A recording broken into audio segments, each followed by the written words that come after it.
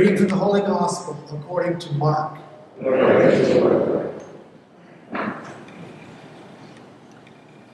When Jesus had crossed again in the boat to the other side, a large crowd gathered around him, and he stayed close to the sea. One of the synagogue's officials, named Jairus, came forward. Seeing him, he fell at his feet and pleaded earnestly with him, saying, "My daughter is at the point of death. Please come and lay your hands on her, that she may get well." He went off with him, and a large crowd followed him and pressed upon him. There was a woman afflicted with hemorrhages for 12 years. She had suffered greatly at the hands of many doctors and had spent all she had. Yet she was not helped, but only grew worse. She had heard about Jesus and came up behind him in the crowd and touched his cloak. She said, "If I but touch his clothes, I shall be cured." And immediately her flow of blood dried up. She felt in her body that she was healed of her affliction. Jesus, aware at once that power had gone out of him, turned around in the crowd and asked, "Who has touched my clothes?"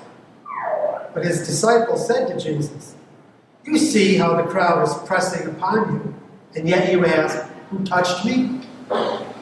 And he looked around to see who had done it. The woman, realizing what had happened to her, approached in fear and trembling. She fell down before Jesus and told him the whole truth. He said to her, "Daughter, your faith has saved you. Go in peace and be cured of your affliction." While he was still speaking, people from the synagogue official's home arrived and said, "Your daughter has died. Why trouble the teacher any longer?" Disregarding the message that was reported, Jesus said to the synagogue official, "Do not be afraid. Just have faith." He did not allow anyone to accompany him inside except Peter, James, and John, the brother of James. When they arrived at the house of the synagogue official, he caught sight of the commotion, people weeping and wailing loudly. So he went in and said to them, "Why this commotion and weeping? The child is not dead, but asleep." And they ridiculed him. Then he put them all out. He took along the child's father and mother and those who were with him and entered the room where the child was. He took the child by the hand and said to her, "Talitha koum," which means, "Little girl, I say to you, arise." The girl, a child of 12, arose immediately and walked around. At that, they were utterly astounded. He gave strict orders that no one should know this and said that she should be given something to eat. The Gospel of the Lord. Praise the Lord.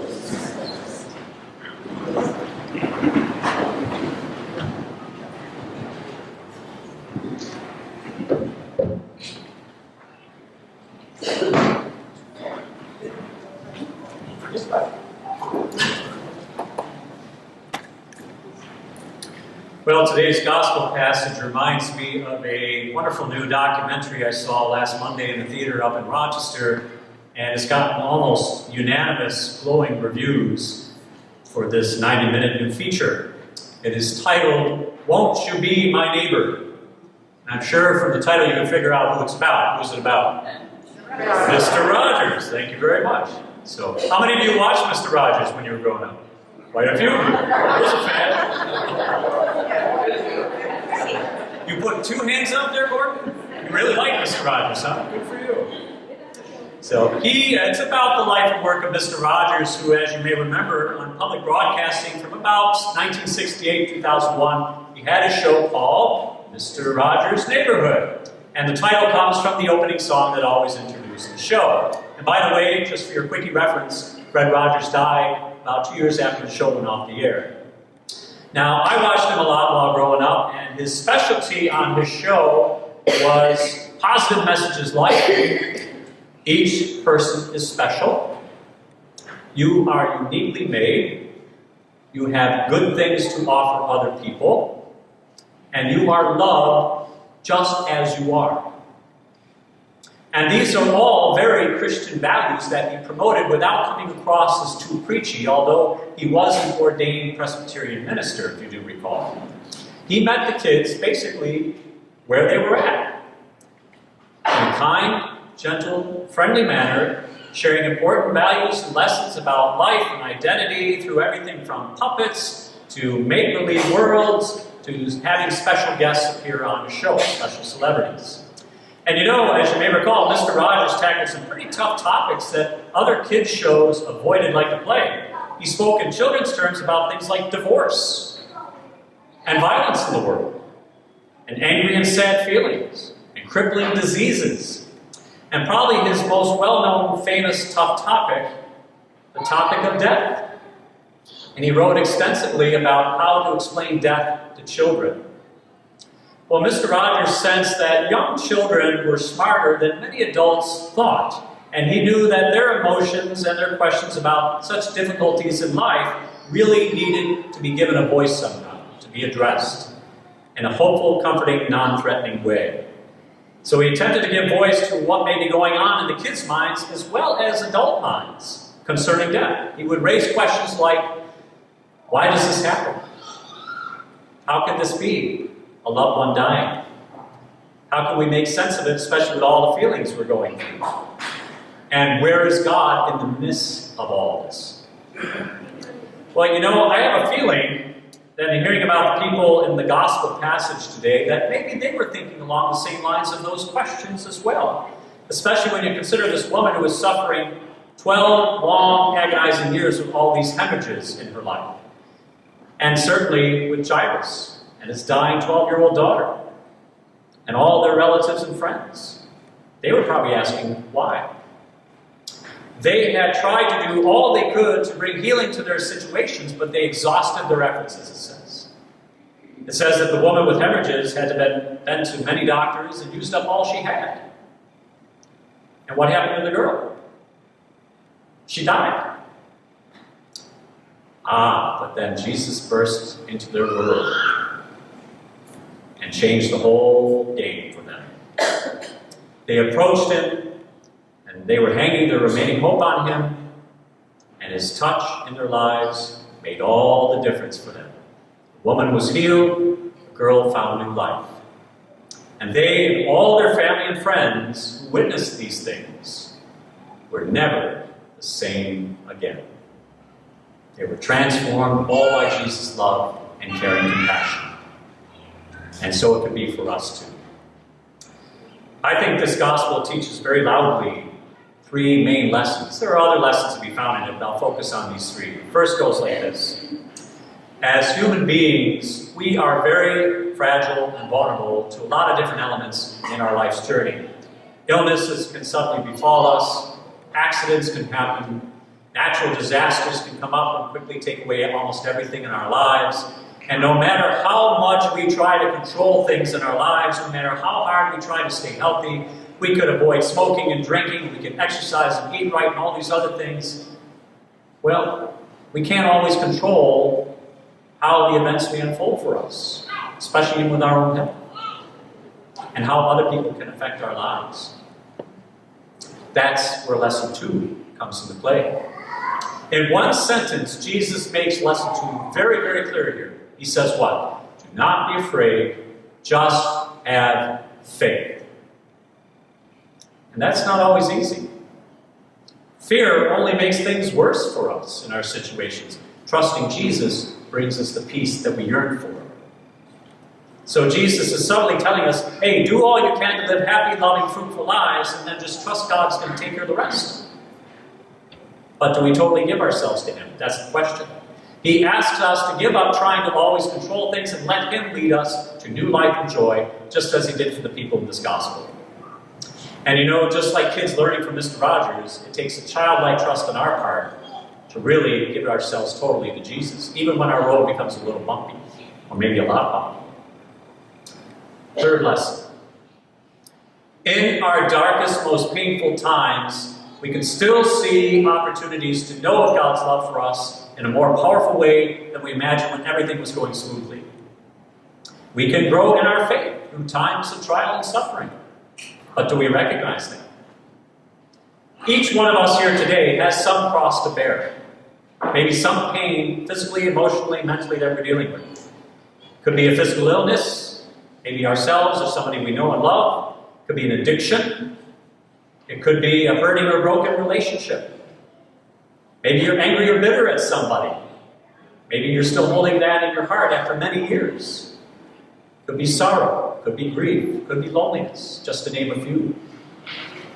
One thing we have to make clear, God didn't cause any of those problems to happen. So we shouldn't blame God or get angry at God for any of them. As I said in the first reading, God didn't cause death, we did from our sinfulness. It's in the book of Genesis. And God is the one always trying to help us and renew us with His love, if we only let Him. We may not always be physically healed, but we could be spiritually healed, emotionally healed, socially healed. You know what's really sad, though, about all that? So many more people in today's world have become more cynical, less hopeful, more bitter, and less faithful from placing their trust firmly in Jesus' hands. One of my dearest friends, who's a priest up in Rochester, told me just several weeks ago that he was getting ready to do a funeral for a man who decided one day that instead of seeking help and talking about his struggles with somebody or turning intensely to prayer, he decided rather to throw his life away by allowing himself to be hit by an oncoming train. Guess how old he was? 22 years old. So just imagine what his parents, his family, and his friends must feel knowing that with the way he died, they couldn't even properly say goodbye to him. There was nothing left of the guy. And they were left wondering, why? How could we miss the signs he was in need? What more could we have done? Why didn't he open up more and reach out for help? And you know, those questions are going to go unanswered. But you know, Jesus knows that there's always more that you and I can do with each day given to us, with everybody around us. Whether it's to listen to people or treat them with respect, be there for their struggles and problems, show loving care and concern for one another. Or just not be afraid to seek help when we really need it, when we're overwhelmed with something. Jesus doesn't want us to go through life alone with our problems. He wants us to share it. That's how the healing begins. And you know, too many people, especially the young, are dying needlessly today, a lot of times at their own hands. The suicide rate is way sky high. Because people look for the wrong things to deal with their struggles. The drugs, the alcohol, the sex, all these other things. It's not going to help. Only Jesus can bring the peace and healing that we're really ultimately yearning for. We can be that presence of Jesus to others by reassuring them, can't we?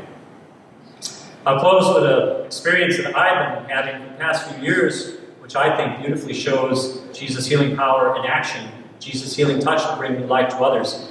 Over the past several years, I've celebrated Mass for people involved with an international organization called BE for short. It's known as Beginning Experience. Some of you may be familiar with it. It is for people struggling in the wake of becoming widowed, separated, or divorced. And God knows there's a lot of that going on in today's day and age. And the area chapter of BE has 2 weekend retreats here in our diocese, one in the fall, one in the spring. They share their stories with each other, they cry with each other, they laugh with each other, they share meals together, they do skits and other activities together, all helping one another to find that healing and peace from Christ Himself. And the high point of the whole retreat is the last thing that we do. It's on Sunday afternoon when we celebrate Mass. And we truly, in a greater, more profound way, experience Jesus' love power. Through the communion we receive, through the word that He proclaims in Scripture, through praying together with one voice to our God for all of our needs to be transformed and healed. It's a beautiful thing.